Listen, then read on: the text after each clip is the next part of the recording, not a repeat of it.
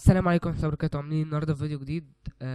يعني هتكلم عن مشكلة بتواجهك أول لما تعمل التعريف بتاع نيفيديا. التعريف ده بيبقى تعريف كارت الشاشة، بيحصل ساعات مشكلة للصوت لمعظم الناس ان انت تلاقي علامة اكس هنا على الصوت، بس انا طبعا حليت المشكلة، هعرفك ازاي تحلها وكده. طبعا من المشكلة اول لما تيجي تدخل عند الدرايفرز عشان تتأكد ان كارت الصوت محطوط عندك، هتلاقي متبدل بحاجات تانية هوريها لك دلوقتي. لو دخلت على ديفايس مانجر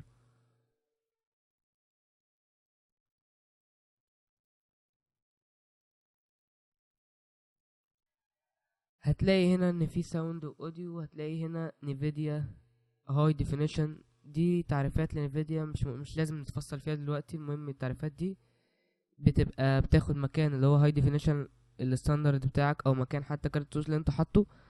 دي حلها ايه؟ حلها بسيط جدا، حلها بيبقى عن طريق البايس. هوريكم ان شاء الله حلها دلوقتي. تابع الفيديو. ورجعت لكم تاني، ودلوقتي هنعمل ريستارت للكمبيوتر. اولا تدوس على، طبعا عشان تعمل ريستارت تدوس على ريستارت كده، تجهز صباعك انه يدوس على الزرار اللي هتقراه عند البوت. هتقراها من تحت هنا، تبقى مكتوبة هنا F2. انا عندي F2 كده، يبقى انا دخلت البوت بتاعي بزرار ال F2. الناس يبقى عندهم الزرار F. ودلوقتي هنروح البوت.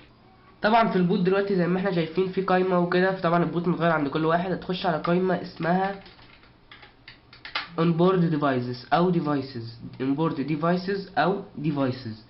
هتخش على القايمة دي، تدوس انتر وتنزل عند integrated audio. ده لو كان عندك كارت شاشة داخلي integrated audio، الحل ده لكروت الشاشة الداخلية.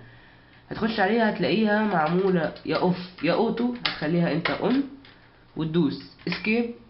وطبعا هيجيب لك هنا اكزit اند سيف، تدوس سيف الاول بعدها اكزit. ماشي، طبعا انا كده اعملها ادوس اكزit، وكده يبقى المشكلة اتحلت خالص، واتحلت بكل سهولة. ولو عجبك الفيديو يا ريت لايك وسبسكرايب، ولو في اي مشكلة تاني اسألني تحت في الكومنت. والسلام عليكم ورحمة الله وبركاته.